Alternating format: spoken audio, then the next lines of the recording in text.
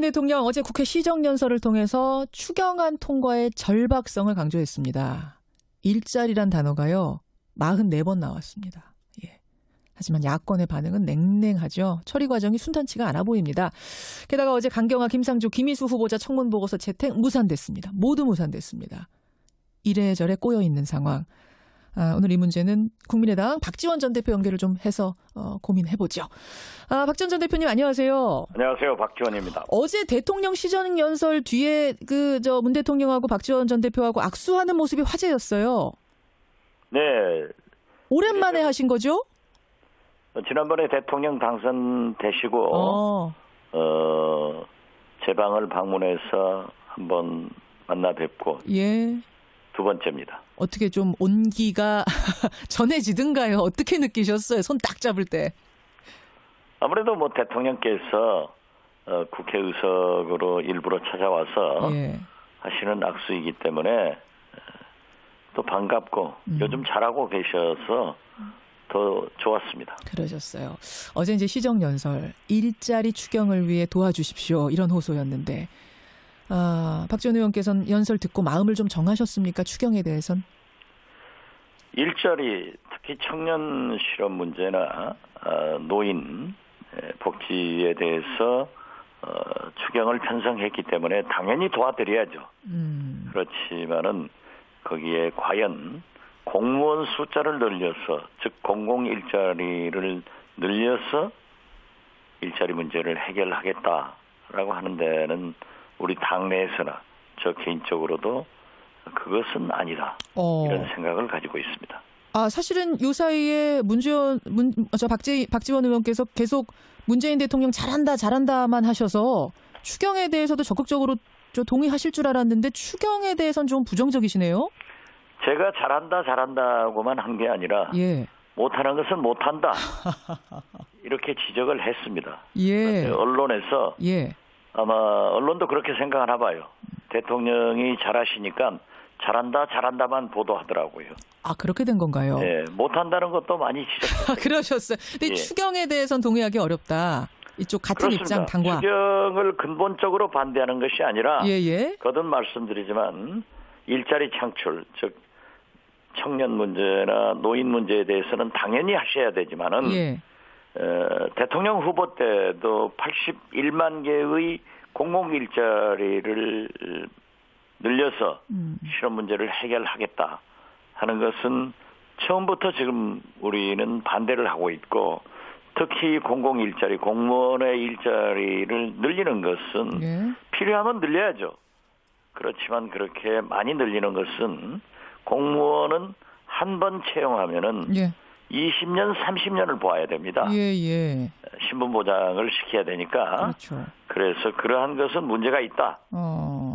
그리고 보시는군요. 일자리 창출은 근본적으로 예.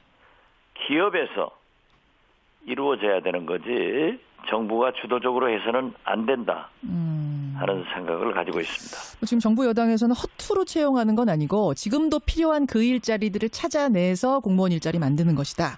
또 공기업부터 시작해야, 공공기관부터 시작해야 사기업들도 그 분위기를 받아서 이어갈 거다, 일자리 만들기. 이런 의견이긴 하던데요. 이걸로는 불충분하다고 보세요.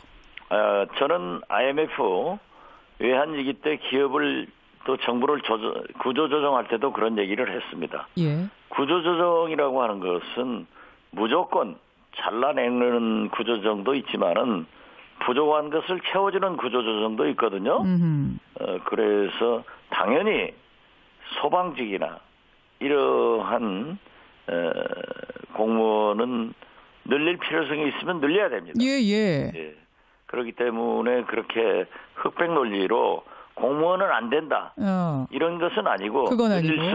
늘릴 수 있는 곳은 늘려야 되지만은 예? 또 줄여야 될 곳이 있으면 줄여서 근본적으로 작은 정부를 지향해야 된다. 그런 이런 말씀. 얘기를 하는 겁니다. 그러니까 지금 81만 개 이렇게 숫자를 박아놓고선 자기적으로 가지 말아라. 이런 말씀. 조금 더 효율적으로 계산을 따져보자. 차근차근하게 이런 말씀이세요. 지금 지방에 기초단체를 가면은 인구는 3만 명 내외인데 예.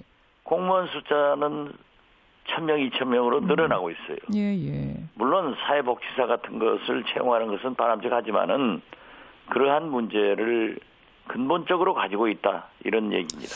알겠습니다. 이 참 추경도 지금 박지원 의원 말씀 들어보니까 쉽게 풀릴 상황이 아닌 것 같은데 게다가 인사 문제까지 겹쳤습니다. 자유한국당 저는 이미 문재인 정부가 굉장히 강하게 산들바람 불어서 나가지만은 봄단은 끝난다. 그런데 7가지 문제가 올 것이다라고 하는 중에 두 번째가 추경 문제다 이렇게 지적을 했고 이것은 비록 자유한국당은 참여를 하지 않지만 예? 모두 3당이 지금 논의는 하고 있지만은 조금 문제가 있을 겁니다. 아니 지금 그러니까 자유한국당은 3사람 다 안 된다. 강경화, 김상조, 김희수. 국민의당은 적어도 강경화 후보자는 안 된다 이런 입장인데 박지원 전 대표께서는 셋 다 찬성 입장이셨죠. 지금도 그대로십니까? 제 개인적 생각은 변함이 없습니다. 예. 김상조, 김희수, 강경화 이 세 분들을 해줬으면 좋겠다. 하자 이런 생각이지만은 예? 우리 국민의당 의원총회를 열어보니까 특히 청문회에 참여했던 청문위원들이 전부 반대를 하고 있어서 우리 당론으로 반대가 사실상 결정돼 가지고 그렇죠. 굉장히 어둡습니다. 지금 상황이 굉장히 애매해요. 만약 야당이, 그러니까 특히 국민의당이 입장을 바꾸지 않는다면 대통령은 강경화 후보자 임명을 강행하거나 아니면 포기하거나 둘 중 하나를 선택해야 되는데 만약 강행을 할 경우에는 김희수 후보자를 버리는 꼴이 됩니다. 왜냐하면 김희수 헌재소장 후보자는 국회 인준을 꼭 받아야 되는데 국회에서 통과시켜주지 않을 가능성이 크기 때문에요. 강경화냐 김희수냐. 어떻게 해야 된다고 보세요? 어떻게 하시겠어요? 만약 박지원 전 대표가 지금 대통령 입장이시라면. 제가 하고 싶은 말씀을 우리 김현정 앵커가 해주니까 대단히 전략적으로도 정리를 잘해줘서 감사합니다. 이 예측이 맞습니까 지금? 제 예측이? 맞습니다. 맞아요. 예. 예, 아주 정확하게 맞는데요. 예. 저는 대통령께서 조금 더 인내하면서 설득할 필요가 있다. 만약에 강경화 장관을 그대로 임명한다고 하면은 김희수 헌법재판소장의 인준 표결에 장담하지 못합니다. 그렇기 때문에 또 앞으로 사실 제가 되게 어림짐작으로 해보니까 9월까지 대법관, 대법원장, 헌법재판관 여러 약 30여 차례의 인사청문회가 남아 있습니다. 그런데 대통령께서 이미 5대 비리에 관계되는 사람들은 임명하지 않겠다라고 국민한테 약속했단 말이에요. 그런데 지금 어제 그제 임명한 새 장관들은 더 많은 것을 걸리고 있어요. 오늘 아침 보도를 보더라도. 그런데 과연 이것을 두고 대통령은 하지 않겠다고 해놓고 이걸 가지고 계속 임명할 수 있겠는가. 그래서 저는 비록 개인적으로 강경화 장관의 임명을 찬성하지만 대통령께서 강행하면은 김희수 헌법재판소장의 본회 인준 표결이 부결로 유도될 것이고 앞으로 계속 인사청문회에서 협치는 찾아볼 수 없다 하는 말씀을 드립니다. 아니 근데 설득을 지금 안 한 게 아니잖아요. 정부 여당이 다 나서서 뭐 정무수석도 그렇고 물밑으로 굉장히 노력을 해서 소통을 하고 있는 걸로 아는데 자유한국당은 꼼짝 안 하는 거 아닙니까? 국민의당도 뭐 마찬가지고요. 국민의당도 마찬가지가 아니라 그러한 것을 모색을 하고 있기 때문에 저는 좀 더 노력할 필요가 있다. 또 사실 지금 대통령께서나 민주당에서는 국회 선진화법 이전의 국회와 국회 선진화법 이후의 국회가 다릅니다. 그리고 특히 문재인 대통령은 과반수 의석도 가지고 있지 않은 취약한 정권입니다. 그렇죠. 마치 지금 120석 300명 국회의원 중 120석을 확보한 민주당의 대통령이 220석을 가진 대통령으로 생각을 하면은 안 된다 이겁니다. 그러면은 박지원 전 대표님, 제가 정리를 다시 한번 해보자면 강경화, 물론 지금 개인적으로는 세 사람 다 좀 했으면 좋겠다라는 의견 가지고 계시지만 야당이 이렇게 반대하는 상황에서 강경화 후보자 강행은 말리시는 거예요. 그렇습니다. 설득할 때까지 최대한 설득해라 이 말씀이세요? 그렇죠. 냉각기도 좀 갖고 예. 더 설득을 하면은 예. 가능성이 있을 건데 마치 120석 가진 대통령이 220석 확보한 대통령처럼 임명을 강행하면은 어떻게 되겠냐 이거죠. 줄줄이 30명 인사청문회가 다 문제가 될 거다. 앞으로 험난해질 거다. 그렇지 않습니까? 만약 강경화 장관을 임명하면은 그것이 기준 스탠다드가 된단 말이에요. 그러면 다 강경화는 됐는데 왜 이건 안 되느냐? 안 되느냐? 또 지금 현재 5명 어제 그제 발표한 인사들만 보더라도 이분들은 감동도 없고 스토리도 없어요. 거기에 대해서는 또 혹평을 하시네요. 김상조 공정거래위원장이나 강경화 외교부 장관 후보자 같은 분은 감동도 있고 스토리도 있거든요. 그런데 청문 과정에서 이러한 것이 나타나니까 지금 상당히 어려움이 있는데 더 많은 논문 표절과 더 많은 잘못이 있는 그러한 분들을 계속 임명해놓고 해주라 하는 것은 설득력이 없어지는 거예요. 알겠어. 그러면요, 박지원 전 대표님, 대통령이 어떻게 설득을 해야 이게 설득이 될까? 지금 최대한 설득을 하라라고 하셨는데 얼마나 더 해야 되고 어떤 방식으로 해야 됩니까? 그걸 제가 잘 알면 대통령이죠. 아니 그걸 주셔야죠. 그게 문제인 거예요. 잘 아실 거고 실제로 대화들을 많이 하고 그러기 때문에 저는 그렇게 생각하면 됩니다. 대통령께서 박근혜 대통령 탄핵 이후 우리 국민들이 요구하는 시대 정신은 새로운 대한민국, 국가 대개혁을 바라고 있습니다. 저는 적당한 비유가 되려는지 모르겠습니다만은 4.19 혁명 후 장면 내각이 출범해서 얼마나 많은 국민들이 민주주의를 요구했습니까? 이때 장면 내각이 잘못 핸들링 해가지고 5.16을 가져왔습니다. 이렇게 중대한 문재인 정부이기 때문에 저는 120석 가진 정당의 대통령, 특히 국회 선진화법을 가진 대통령이기 때문에 더 많은 노력과 국민의당이나 바른정당에 대해서 더 큰 노력이 필요하다. 알겠습니다. 저는 그렇게 봅니다. 그러니까 그런 노력하면 자유한국당은 사실 역사적으로 보더라도 IMF 외환위기를 가져와서 우리 국민들에게 고초를 주었고 지금 시간이 많지 않아서 짧게 정리 부탁드립니다. 탄핵시켰는데 그분들을 설득하기는 어렵지만은 국민의당이나 바른정당에 대해서 더 노력을 하는 것이 필요하다 이렇게 봅니다. 여기까지 말씀 드려야겠습니다. 오늘 고맙습니다. 네, 감사합니다. 국민의당 박지원 전 대표 불충분하다고 보세요.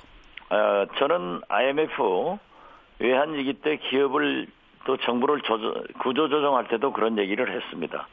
구조조정이라고 하는 것은 무조건 잘라내는 구조조정도 있지만은 부족한 것을 채워주는 구조조정도 있거든요. 그래서 당연히 소방직이나 이러한 공무원은 늘릴 필요성이 있으면 늘려야 됩니다. 그렇기 때문에 그렇게 흑백 논리로 공무원은 안 된다. 이런 것은 아니고 늘릴 수 있는 것은 늘려야 되지만은 또 줄여야 될 것이 있으면 줄여서 근본적으로 작은 정부를 지향해야 된다. 이런 얘기를 하는 겁니다. 지금 81만 개 이렇게 뭐 숫자를 박아놓고선 자기적으로 가지 말아라. 뭐 이런 말씀. 조금 더 효율적으로 계산을 따져보자. 차근차근하게 이런 말씀이세요. 지금 지방에 기초단체를 가면은 인구는 3만 명 내외인데 공무원 숫자는 1,000명, 2,000명으로 늘어나고 있어요. 물론 사회복지사 같은 대통령 어제 국회 시정연설을 통해서 추경안 통과의 절박성을 강조했습니다. 일자리란 단어가요. 44번 나왔습니다. 예. 하지만 야권의 반응은 냉랭하죠. 처리 과정이 순탄치가 않아 보입니다. 게다가 어제 강경화, 김상조, 김희수 후보자 청문 보고서 채택 무산됐습니다. 모두 무산됐습니다. 이래저래 꼬여있는 상황. 오늘 이 문제는 국민의당 박지원 전 대표 연결을 좀 해서 고민해보죠. 박지원 전 대표님 안녕하세요. 안녕하세요. 박지원입니다. 어제 대통령 시정연설 뒤에 문 대통령하고 박지원 전 대표하고 악수하는 모습이 화제였어요. 네. 오랜만에 하신 거죠?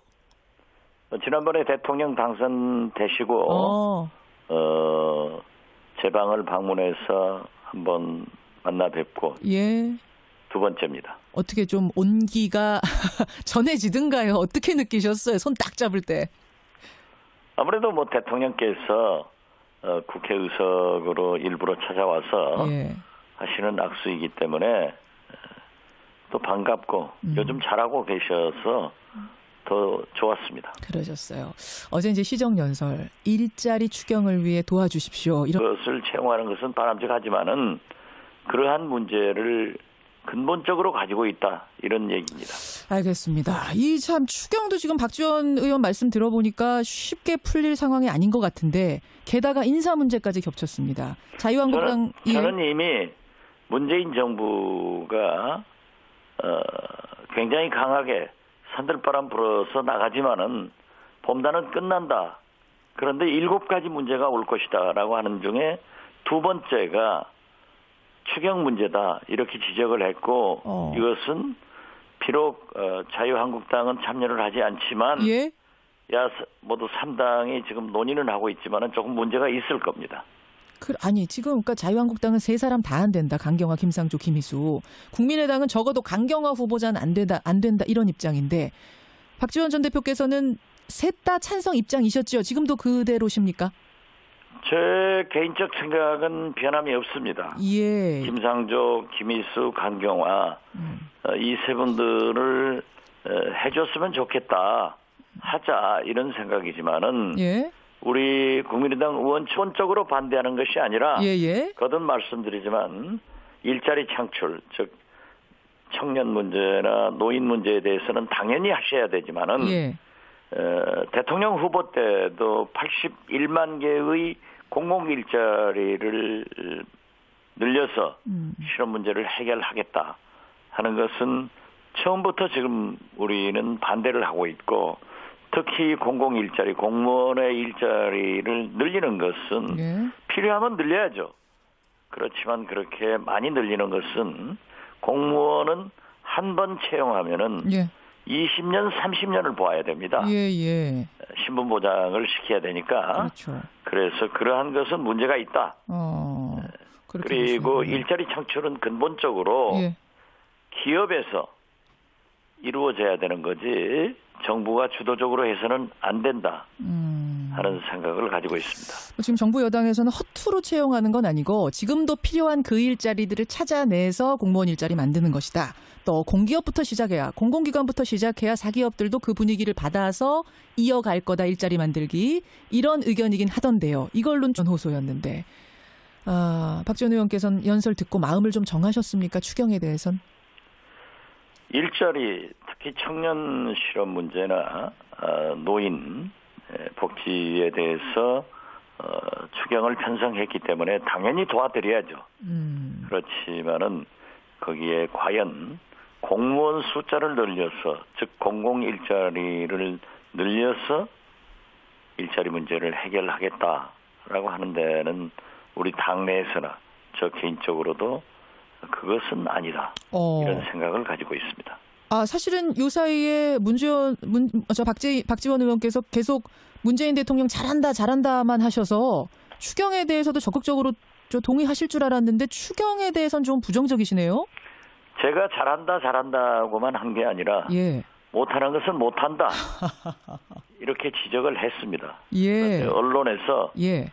아마 언론도 그렇게 생각하나 봐요. 대통령이 잘하시니까 잘한다만 보도하더라고요. 그렇게 된 건가요? 네, 못한다는 것도 많이 지적했어요. 그러셨어요. 근데 추경에 대해서는 동의하기 어렵다. 이쪽 같은 그렇습니다. 입장 당과. 추경을